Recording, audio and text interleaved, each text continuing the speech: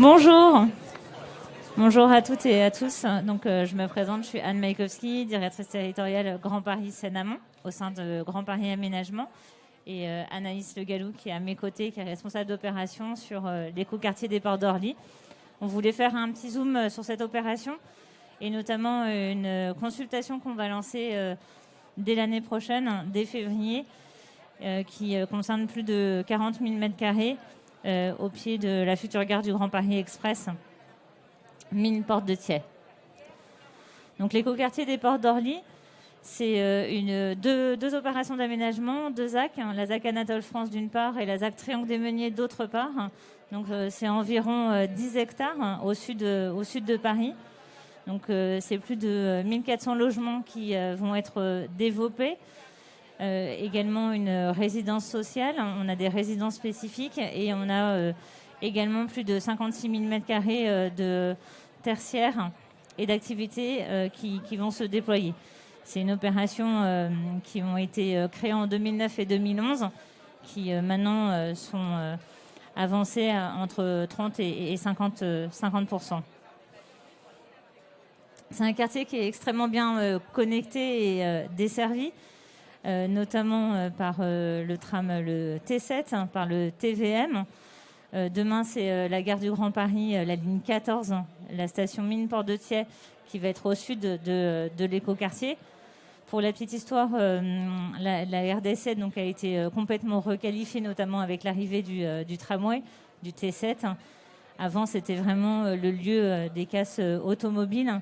Donc là, on est complètement en train de retisser un projet des quartiers en lien avec le tissu pavillonnaire, mais également en train de créer une nouvelle façade urbaine sur la RD7. Donc, comme je vous disais, en fait, l'année 2021 a été une nouvelle phase un peu pour l'écoquartier, puisqu'on a remis un plat un peu le projet urbain avec Madame la maire, Stéphanie Domin. Ça nous a permis de voir comment on allait lancer les nouvelles phases et comment on allait restructurer le projet, qui avait déjà plus de 10 ans. Et puis, on va avoir du coup une nouvelle vague de commercialisation dès 2022. Donc, aussi bien sur la ZAC Anatole France. Vous voyez, alors, je ne sais pas si vous... Là, hop. Donc ça, c'est plutôt les lots sur la ZAC Anatole France qui sont aussi bien des lots tertiaires que des lots résidentiels. Et puis, je vais faire un petit zoom sur les lots 3 et 5, qui sont des lots tertiaires qu'on va lancer dès février de l'année prochaine. Donc, il y a plus de 30% qui ont été commercialisés et livrés. En revanche, on a encore un certain nombre de bâtiments qui sont en cours de travaux. Et puis, on effectue beaucoup de démolitions, notamment sur le nord, sur la ZAC Anatole France, cité qu'on a acquis auprès de Valoffice. Donc, je vais faire un petit zoom sur ces deux lots qui sont assez conséquents, dont on aimerait lancer la commercialisation l'année prochaine. Donc, il y a le lot 3, qui sera support notamment de la résidence de service, donc un peu plus de 11 000 m², et environ 20 000 m² de tertiaire avec des commerces. Et l'idée, c'est de lancer également le lot 3 avec le lot 5, en se disant qu'il peut y avoir une synergie entre ces deux lots. Le lot 5, c'est à peu près 7 000, 8 000 m² de lots tertiaires qui peuvent être développés.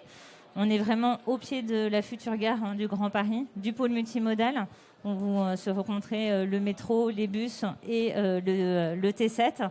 Donc on est vraiment au sud de l'opération d'aménagement. Et vous avez tous les lots qui viennent d'être finalisés, réalisés notamment par Nexity et Valoffice, qui sont plutôt des lots de logement.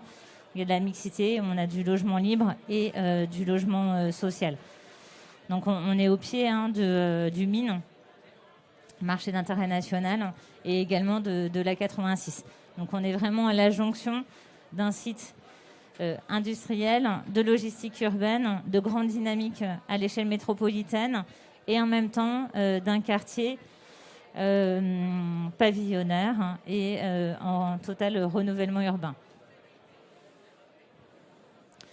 Donc le calendrier, c'est de pouvoir lancer la consultation dès février, De désigner un opérateur, on a mis septembre, on va essayer plutôt de désigner l'opérateur dès juin pour pouvoir signer un protocole d'exclusivité et signer du coup une promesse de vente à fin d'année 2022, donc avec un dépôt de PC en 2023.